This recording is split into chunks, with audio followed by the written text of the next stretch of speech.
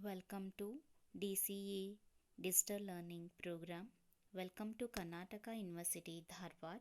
I am Saraswati V. Patil, Assistant Professor of Economics, GB Ankalakoti, Government First Grade College, Shiggaon District, Haveri. ನನ್ನ ಆತ್ಮೀಯ ವಿದ್ಯಾರ್ಥಿಗಳೇ, ಇದು ಕರ್ನಾಟಕ ವಿಶ್ವವಿದ್ಯಾಲಯ ಧಾರವಾಡದ ಬಿಕಾಮ್ನ ಸೆಕೆಂಡ್ ಸೆಮೆಸ್ಟರ್ ಅಂದರೆ ಬಿಸ್ನೆಸ್ ಎಕನಾಮಿಕ್ಸ್ನ ಒಂದು 7ನೇ ಸೆಷನ್ನ price discrimination types and degrees, ಬೆಲೆಗಳ ತಾರತಮ್ಯದ ಪ್ರಕಾರಗಳು ಮತ್ತು ಬೆಲೆಗಳ ತಾರತಮ್ಯದ ಪ್ರಮಾಣಗಳ ಬಗ್ಗೆ ಇಂದು ಅಧ್ಯಯನವನ್ನು ಮಾಡೋಣ. What is the meaning of the price discrimination types and degrees? First we have discuss about the introduction of the price discrimination. In a monopoly, there is a single seller of a product called monopolist. The monopolist has control over pricing, demand and supply decisions, thus sets a price in a way so that maximum profit can be earned. ಏಕಸ್ವಾಮ್ಯಾಧಿಕಾರಿ ಒಬ್ಬನೇ ಒಬ್ಬ ಉತ್ಪಾದನಕಾರ ಅಥವಾ ಮಾರಾಟಗಾರನಿರುತ್ತಾನೆ. ಇಲ್ಲಿ ಏಕಸ್ವಾಮ್ಯಾಧಿಕಾರಿ ಬೆಲೆಯ ಮೇಲೆ ಸಂಪೂರ್ಣ ನಿಯಂತ್ರಣವನ್ನು ಅಥವಾ ಹತೋಟಿಯನ್ನು ಹೊಂದಿರುತ್ತಾನೆ. ಅಷ್ಟೇ ಅಲ್ಲದೆ ಬೇಡಿಕೆ ಪೂರೈಕೆಯ ನಿರ್ಣಯಗಳನ್ನು ಸಹ ಅವನ ಮೇಲೆ ಅವಲಂಬಿತವಾಗಿರುತ್ತದೆ. ಅಷ್ಟೇ ಅಲ್ಲದೆ ಬೆಲೆಗಳನ್ನು ಸಹ ನಿಗದಿ ಮಾಡುತ್ತಾನೆ. ಹೀಗಾಗಿ ಅತ್ಯಧಿಕ ಅಥವಾ ಗರಿಷ್ಠ ಲಾಭವನ್ನು ಗಳಿಸಲು ಏಕಸ್ವಾಮ್ಯಾಧಿಕಾರಿಗೆ ಸಾಧ್ಯವಾಗುತ್ತದೆ. The monopolist often charges different prices from different consumers for the same product. This practice of charging different prices for identical product is called price discrimination. ಒಂದೇ ವಿಧವಾದ ತನ್ನ ಸರಕುಗಳಿಗೆ ಎಲ್ಲ ಗ್ರಾಹಕರಿಂದ ಒಂದೇ ಬೆಲೆಯನ್ನು ತೆಗೆದುಕೊಳ್ಳದೆ ಬೇರೆ ಬೇರೆ ಪ್ರಕಾರದ ಗ್ರಾಹಕರಿಂದ ಬೇರೆ ಬೇರೆ ಬೆಲೆಯನ್ನು ತೆಗೆದುಕೊಂಡು ಗರಿಷ್ಠ ಲಾಭವನ್ನು ಗಳಿಸಬಹುದಾಗಿದೆ. ಹೀಗೆ ಒಂದೇ ವಿಧವಾದ ಸರಕುಗಳನ್ನು ಬೇರೆ ಬೇರೆ ಬೆಲೆಗಳಿಗೆ ಮಾರುವುದಕ್ಕೆ ಬೆಲೆಗಳ ತಾರತಮ್ಯ ಅಥವಾ ಇಂತಹ ಏಕಸ್ವಾಮ್ಯಕ್ಕೆ ತಾರತಮ್ಯದ ಏಕಸ್ವಾಮ್ಯ ಎಂದು ಕರೆಯುತ್ತಾರೆ. Let us we have discussed what are the types of price discrimination. ಈಗ ನಾವು ಬೆಲೆಗಳ ತಾರತಮ್ಯದ ಪ್ರಕಾರದ ಬಗ್ಗೆ ಅಧ್ಯಯನವನ್ನು ಮಾಡೋಣ. Price discrimination is a common pricing strategy used by a monopolist having a discriminatory pricing power. This strategy is practiced by the monopolist to gain market advantage or to capture market position. ಬೆಲೆಗಳ ಒಂದು ಏನು ತಾರತಮ್ಯ ಇದೆಯಲ್ಲ, ಆ ಬೆಲೆಗಳ ತಾರತಮ್ಯ ಇದು ಒಂದು ಬೆಲೆಯ ತಂತ್ರದ ಒಂದು ಮುಖ್ಯವಾದಂಥ ಒಂದು ತಂತ್ರ. ಹಾಗಾದರೆ ಈ ಏಕಸ್ವಾಮ್ಯಾಧಿಕಾರಿ ಬೆಲೆಗಳ ಒಂದು ನಿಯಂತ್ರಣಕ್ಕೆ ಈ ಒಂದು ಬೆಲೆಗಳ ತಾರತಮ್ಯವನ್ನು ಅವನು ಉಪಯೋಗಿಸುತ್ತಾನೆ. ಹಾಗಾದರೆ ಮಾರುಕಟ್ಟೆಯಲ್ಲಿ ಅವನು ತನ್ನ ಸಾಧನೆಯನ್ನು ಮಾಡಲಿಕ್ಕೆ, ಲಾಭವನ್ನು ಗಳಿಸಲಿಕ್ಕೆ ಬೆಲೆಗಳ ತಾರತಮ್ಯವನ್ನು ಮಾಡುತ್ತಾನೆ. There are mainly 3 types of price discrimination. Such are the types of price discrimination. First one is the personal ಅಂದರೆ ವೈಯಕ್ತಿಕ ತಾರತಮ್ಯ, ಜಿಯೋಗ್ರಫಿಕಲ್ ಸ್ಥಳ ಅಥವಾ ಮಾರುಕಟ್ಟೆಯ ತಾರತಮ್ಯ, on the basis of use ಬಳಕೆಗಳ ತಾರತಮ್ಯ. ಹೀಗೆ 3 ಪ್ರಕಾರವಾಗಿ ಅದನ್ನು ವಿಂಗಡಿಸಲಾಗಿದೆ. Let us we have discussed the different types of price discrimination. First one, that is the personal. Personal refers to price discrimination when different prices are charged from different individuals. The different prices are charged according to the level of income of consumers as well as their willingness to purchase a product. For example, a doctor charges different fees from poor and rich patients. ಬೇರೆ ಬೇರೆ ಗ್ರಾಹಕರಿಗೆ ಬೇರೆ ಬೇರೆ ಬೆಲೆಯನ್ನು ವಿಧಿಸಿದರೆ ಅದಕ್ಕೆ ವೈಯಕ್ತಿಕ ತಾರತಮ್ಯ ಎಂದು ಕರೆಯುತ್ತಾರೆ. ಮಾರಾಟದ ವಸ್ತುವು ಅಥವಾ ಸೇವೆಯು ಒಂದೇಯಾಗಿದ್ದರೂ ಬೆಲೆಗಳು ಮಾತ್ರ ಏನಾಗಿರ್ತವೆ ಅಂತಂದರೆ ಬೇರೆ ಬೇರೆಯಾಗಿರುತ್ತವೆ. ಉದಾಹರಣೆಗೆ ಒಬ್ಬ ವೈದ್ಯನು ಶ್ರೀಮಂತ ರೋಗಿಯಿಂದ ಹೆಚ್ಚಿನ ಶುಲ್ಕವನ್ನು, ಬಡ ರೋಗಿಯಿಂದ ಕಡಿಮೆ ಶುಲ್ಕವನ್ನು ತೆಗೆದುಕೊಳ್ಳುತ್ತಾನೆ. Second one, that is a geographical or local price discrimination. ಮಾರುಕಟ್ಟೆಯ ಅಥವಾ ಸ್ಥಳದ ಅಥವಾ ಭೌಗೋಳಿಕ ಬೆಲೆಗಳ ತಾರತಮ್ಯ.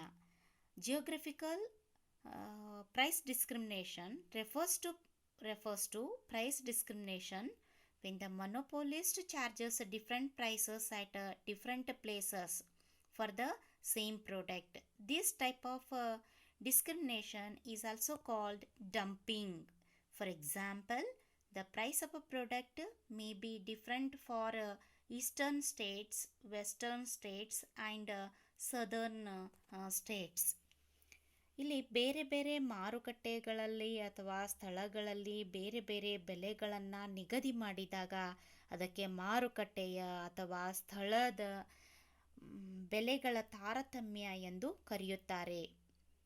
ಫಾರ್ ಎಕ್ಸಾಂಪಲ್, ಶ್ರೀಮಂತರೇ ಹೆಚ್ಚು ಪ್ರಮಾಣದಲ್ಲಿ ಇರುವಂಥ ಒಂದು ಮಾರುಕಟ್ಟೆಯಲ್ಲಿ ಹೆಚ್ಚಿನ ಬೆಲೆಯನ್ನು, ಬಡವರೇ ಹೆಚ್ಚು ಪ್ರಮಾಣದಲ್ಲಿರುವಂಥ ಒಂದು ಮಾರುಕಟ್ಟೆಯಲ್ಲಿ ಕಡಿಮೆ ಬೆಲೆಯನ್ನು ನಿಗದಿ ಮಾಡಬಹುದು. ಅದೇ ರೀತಿಯಾಗಿ ಇಲ್ಲಿ ಈಸ್ಟರ್ನ್ ಸ್ಟೇಟ್ಸ್ ಆಗಿರ್ಬೋದು, ವೆಸ್ಟರ್ನ್ ಸ್ಟೇಟ್ಸ್ ಆಗಿರ್ಬೋದು ಮತ್ತು ಸದರ್ನ್ ಸ್ಟೇಟ್ಸ್ಗಳಲ್ಲಿ ಏನಾಗ್ತದೆ ಅಂತಂದರೆ, ಒಂದು ರಾಜ್ಯಗಳಲ್ಲಿ ಏನಾಗ್ತದೆ ಅಂತಂದರೆ ಬೆಲೆಗಳನ್ನು ಒಂದೇ ವಿಧವಾದಂಥ ಸರಕನ್ನು ಬೇರೆ ಬೇರೆ ಬೆಲೆಗೆ ಮಾರಾಟ ಮಾಡಲಾಗುತ್ತದೆ. ಅದೇ ಪ್ರಕಾರ ಸ್ವದೇಶದ ಮಾರುಕಟ್ಟೆಯಲ್ಲಿ ಹೆಚ್ಚಿನ ಬೆಲೆಯನ್ನು, ವಿದೇಶದ ಮಾರುಕಟ್ಟೆಯಲ್ಲಿ ಕಡಿಮೆ ಬೆಲೆಯನ್ನು ನಿಗದಿ ಮಾಡಬಹುದು. ಇದಕ್ಕೆ ಡಂಪಿಂಗ್ ಎಂದು ಕರೆಯುತ್ತಾರೆ. ಅಂದರೆ ಸ್ವದೇಶದ ಮಾರುಕಟ್ಟೆಯಲ್ಲಿ ಹೆಚ್ಚಿನ ಬೆಲೆಯನ್ನು ನಿಗದಿ ಮಾಡಿ ವಿದೇಶದ ಮಾರುಕಟ್ಟೆಯಲ್ಲಿ ಕಡಿಮೆ ಬೆಲೆಯನ್ನು ನಿಗದಿ ಮಾಡುವುದೇ ಒಂದು ಡಂಪಿಂಗ್ ಎಂದು ಕರೆಯುತ್ತಾರೆ. And third one, on the basis of use or trade. ಬಳಕೆಗಳ ಒಂದು ತಾರತಮ್ಯ ಅಥವಾ ವ್ಯಾಪಾರದ ತಾರತಮ್ಯ ಎಂದು ಕರೆಯುತ್ತಾರೆ. On the basis of a trade you occurs when different prices are charged according to the use of a product. For example, instance an electricity supply board charges lower rates for a domestic consumption of electricity and higher rates for a commercial consumption. ಹಾಗಾದರೆ ಈ ಒಂದು ಬಳಕೆಗಳ ತಾರತಮ್ಯವನ್ನು ಉದಾಹರಣೆಗೆ ತೆಗೆದುಕೊಂಡ್ರೆ, ಏಕಸ್ವಾಮ್ಯ ಸಂಸ್ಥೆಯು ವಸ್ತುವನ್ನು ಬೇರೆ ಬೇರೆ ಉದ್ದೇಶಗಳಿಗೆ ಬಳಸಲು ಬರುವಂತಿದ್ದರೆ ಬೇರೆ ಬೇರೆ ಬಳಕೆಗೆ ಬೇರೆ ಬೇರೆ ಬೆಲೆಯನ್ನು ಅದು ನಿಗದಿ ಮಾಡ್ಬೋದು. ಉದಾಹರಣೆಗೆ ವಿದ್ಯುತ್ ಶಕ್ತಿ ದರವನ್ನು ಅದರ ಬಳಕೆಗೆ ಅನುಗುಣವಾಗಿ ಬೇರೆ ಬೇರೆಯಾಗಿ ನಿಗದಿ ಮಾಡಲಾಗುತ್ತದೆ. ಕೇವಲ ಅದನ್ನು ಗೃಹ ಉಪಯೋಗಕ್ಕಾಗಿ ಇದ್ದರೆ ಅದನ್ನು ಕಡಿಮೆ ಬೆಲೆಗೆ, ಮತ್ತು ವಾಣಿಜ್ಯದ ಉದ್ದೇಶಗಳಿಗಾಗಿ ಅಥವಾ ಕೈಗಾರಿಕೆ ಉದ್ದೇಶಗಳಿಗಾಗಿ ಉಪಯೋಗಿಸುವಂತಿದ್ರೆ ಹೆಚ್ಚಿನ ಬೆಲೆಯನ್ನು ನಿಗದಿ ಮಾಡಲಾಗುತ್ತದೆ. Next one, degrees of price discrimination. ಬೆಲೆಗಳ ತಾರತಮ್ಯದ ಪ್ರಕಾರಗಳು. Price discrimination has become widespread in almost every market. In economic jargon, price discrimination is also called monopoly price discrimination or yield management. The degrees of price discrimination varies in different markets. ಹಾಗೆ ಪಿಗೋ ಆಗಿರ್ಬೋದು, ಜಾರ್ಜನ್ ಆಗಿರ್ಬೋದು, ಬೆಲೆಗಳ ತಾರತಮ್ಯದಲ್ಲಿನ ಪ್ರಮಾಣಕ್ಕನುಗುಣವಾಗಿ ಅದನ್ನು 3 ಪ್ರಕಾರವಾಗಿ ಏನು ಮಾಡಿದ್ದಾರೆ ಅಂತಂದರೆ ವಿಂಗಡಿಸಲಾಗಿದೆ. ಈ ಒಂದು ರೇಖಾಚಿತ್ರದಲ್ಲಿ degrees of price discrimination shows the figure second, that is the first degree price discrimination, second degree price discrimination and third degree price discrimination. ಪ್ರಥಮ ಶ್ರೇಣಿಯ ತಾರತಮ್ಯ, ದ್ವಿತೀಯ ಶ್ರೇಣಿಯ ತಾರತಮ್ಯ ಮತ್ತು ತೃತೀಯ ಶ್ರೇಣಿಯ ತಾರತಮ್ಯ. First degree price discrimination refers to price discrimination in which a monopolist charges the maximum price that each buyer is willing to pay. This is also known as a perfect price discrimination as it involves maximum exploitation of consumers. In this, consumers fail to enjoy any consumer surplus. First degree is practiced by lawyers and doctors. ಇಂತಹ ತಾರತಮ್ಯದಲ್ಲಿ ಏಕಸ್ವಾಮ್ಯ ವ್ಯಾಪಾರಿಗೆ ತನ್ನ ಗ್ರಾಹಕನಿಗೆ ತನ್ನ ಸರಕಿಗೆ ಇಲ್ಲವೇ ಸೇವೆಗೆ ಕೊಡಬಹುದಾದ ಗರಿಷ್ಠ ಬೆಲೆಯು ತಿಳಿದಿರುತ್ತದೆ. ಆದ್ದರಿಂದ ಪ್ರತಿಯೊಬ್ಬ ಗ್ರಾಹಕನಿಗೂ ಬೇರೆ ಬೇರೆ ಬೆಲೆ ನಿಗದಿ ಮಾಡಿ ಅವನು ಕೊಡಬಹುದಾದ ಆ ಗರಿಷ್ಠ ಬೆಲೆಯನ್ನೇ ತೆಗೆದುಕೊಳ್ಳುತ್ತಾನೆ. ಇಂತಹ ತಾರತಮ್ಯದಲ್ಲಿ ಏಕಸ್ವಾಮ್ಯ ವ್ಯಾಪಾರಿಯು ಅನುಭೋಗಿ ಅಧಿಕ ತೃಪ್ತಿಯನ್ನು ಕಸಿದುಕೊಳ್ಳುತ್ತಾನೆ. ಈ ರೀತಿಯ ತಾರತಮ್ಯಕ್ಕೆ ಪರಿಪೂರ್ಣ ತಾರತಮ್ಯ ಎಂದು ಇಂತಹ ಏಕಸ್ವಾಮ್ಯ ವ್ಯಾಪಾರಿಗೆ ಪರಿಪೂರ್ಣ ತಾರತಮ್ಯಗಾರ ಎಂದು ಶ್ರೀಮತಿ ಜೋನ್ಸ್ ರಾಬಿನ್ಸನ್ ಅರ್ಥಶಾಸ್ತ್ರಜ್ಞೆ ಅವರು ಕರೆದಿದ್ದಾರೆ. ಸೆಕೆಂಡ್ ಡಿಗ್ರಿ ಪ್ರೈಸ್ ಡಿಸ್ಕ್ರಿಮಿನೇಷನ್ ದ್ವಿತೀಯ ಶ್ರೇಣಿಯ ತಾರತಮ್ಯ refers to price discrimination in which buyers are divided into different groups and different prices are charged from these groups depending upon what they are willing to pay. Railways and airlines practice this type of price discrimination. ಇಂತಹ ತಾರತಮ್ಯದಲ್ಲಿ ಏಕಸ್ವಾಮ್ಯ ವ್ಯಾಪಾರಿಯು ಬೇರೆ ಪ್ರಕಾರದ ಗ್ರಾಹಕರಿಗೆ ಬೇರೆ ಬೇರೆ ಬೆಲೆಗಳನ್ನು ನಿಗದಿ ಮಾಡುತ್ತಾನೆ. ಅವನು ಗ್ರಾಹಕರು ಕೊಡಬಹುದಾದ ಗರಿಷ್ಠ ಬೆಲೆಯ ಪೂರ್ಣ ದುರುಪಯೋಗ ಈ ಹಂತದಲ್ಲಿ ತೆಗೆದುಕೊಳ್ಳುವುದಿಲ್ಲ. ಅನುಭೋಗಿಯ ಅಧಿಕ ತೃಪ್ತಿಯ ಕೆಲವೊಂದು ಭಾಗವನ್ನು ಮಾತ್ರ ಕಸಿದುಕೊಳ್ಳುತ್ತಾನೆ. ಮಾರುಕಟ್ಟೆಯಲ್ಲಿ ವಿವಿಧ ಆದಾಯವುಳ್ಳ ವಿವಿಧ ಅಭಿರುಚಿಯುಳ್ಳ ಅನುಭೋಗಿಗಳಿದ್ದರೆ ಮಾತ್ರ ಏಕಸ್ವಾಮ್ಯ ವ್ಯಾಪಾರಿಯು ದ್ವಿತೀಯ ಶ್ರೇಣಿಯ ತಾರತಮ್ಯವನ್ನು ಅನುಸರಿಸಬಹುದು. ಸಾಮಾನ್ಯವಾಗಿ ಲೋಕೋಪಯೋಗಿ ಸಂಸ್ಥೆಗಳಾದ ರೈಲ್ವೆ, ರಸ್ತೆ ಸಾರಿಗೆ, ವಿದ್ಯುತ್ ಶಕ್ತಿ ಮೊದಲಾದವು ಇಂತಹ ತಾರತಮ್ಯವನ್ನು ಅನುಸರಿಸುತ್ತವೆ. For example, railways, airlines practices this type of price discrimination. And third degree price discrimination ತೃತೀಯ ಶ್ರೇಣಿಯ ತಾರತಮ್ಯ refers to price discrimination in which the monopolist divides the entire market into sub-markets and different prices are charged in each sub-market. Therefore, third degree price discrimination is also termed as a market segmentation.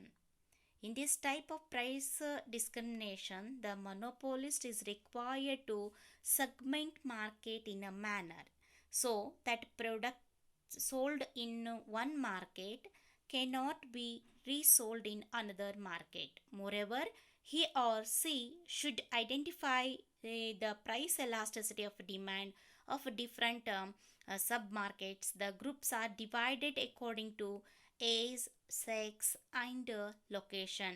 For instance, railways charges lower fares from senior citizen and students get discounts on cinemas, museums and historical monuments, etc. ಈ ಒಂದು ತೃತೀಯ ಶ್ರೇಣಿಯ ತಾರತಮ್ಯದಲ್ಲಿ ತನ್ನ ಗ್ರಾಹಕರನ್ನು ಅವರ ಬೇಡಿಕೆಯ ಸ್ಥಿತಿಸ್ಥಾಪಕ್ಕೆ ಅನುಗುಣವಾಗಿ ವಿವಿಧ ಗುಂಪುಗಳಲ್ಲಿ ವಿಂಗಡಿಸುತ್ತಾನೆ ಮತ್ತು ವಿವಿಧ ಗುಂಪುಗಳಿಗೆ ವಿವಿಧ ಬೆಲೆಯನ್ನು ನಿಗದಿ ಮಾಡುತ್ತಾನೆ. ಪ್ರತಿಯೊಂದು ಗುಂಪು ಒಂದೊಂದು ಮಾರುಕಟ್ಟೆಯಲ್ಲಿ ಪ್ರತಿನಿಧಿಸುತ್ತದೆ. ಇಂತಹ ತಾರತಮ್ಯವನ್ನು ಅನುಸರಿಸುವಾಗ ಏಕಸ್ವಾಮ್ಯ ವ್ಯಾಪಾರಿಯು ವಿವಿಧ ಮಾರುಕಟ್ಟೆಗಳಲ್ಲಿನ ಅಂಚಿನ ಆದಾಯಗಳು ಒಂದಕ್ಕೊಂದು ಸಮವಾಗುವಂತೆ ನೋಡಿಕೊಳ್ಳುತ್ತಾನೆ. ಈ ಫಾರ್ ಎಕ್ಸಾಂಪಲ್ ರೈಲ್ವೆಗಳಲ್ಲಿ ಸೀನಿಯರ್ ಸಿಟಿಜನ್ಸ್ಗಳಿಗೆ ಕಡಿಮೆ ಬೆಲೆಯನ್ನು ಶುಲ್ಕವನ್ನು ವಿಧಿಸ್ತಾರೆ. ಮತ್ತು ವಿದ್ಯಾರ್ಥಿಗಳಿಗೆ ಸಿನಿಮಾ ಆಗಿರ್ಬೋದು, ಮ್ಯೂಸಿಯಮ್ಸ್ ಆಗಿರ್ಬೋದು, ಹಿಸ್ಟಾರಿಕಲ್ ಮಾನ್ಯುಮೆಂಟ್ಸ್ ಅಂತಹ ಒಂದು ಇದರಲ್ಲಿ ವಿಶೇಷ ರಿಯಾಯಿತಿಗಳನ್ನು ಸಹ ಬೇರೆ ಬೇರೆ ಬೆಲೆಯನ್ನು ನಿಗದಿಪಡಿಸಲಾಗುತ್ತದೆ. Some of the necessary conditions for the price discrimination. First one, price discrimination implies charging different prices for identical goods.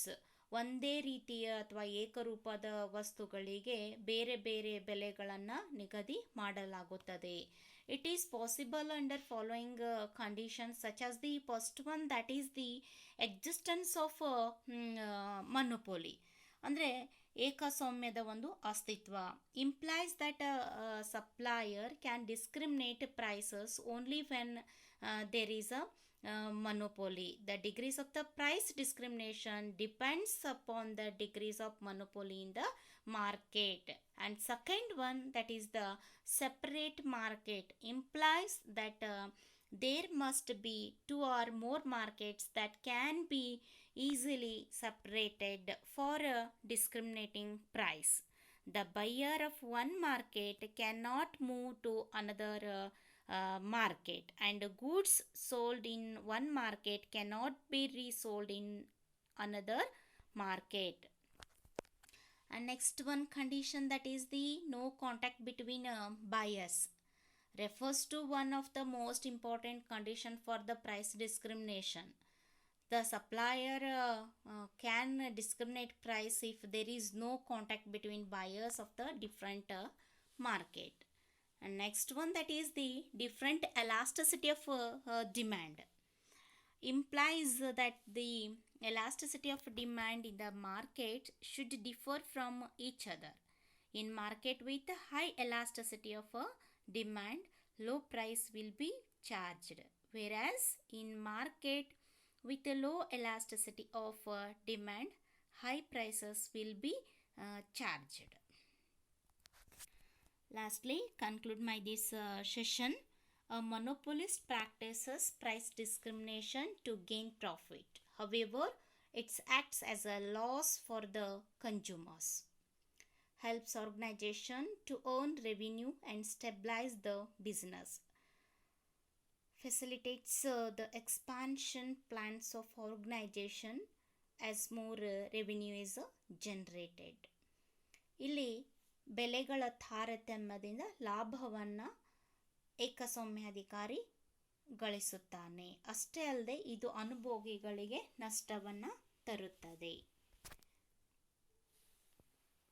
Thank you students.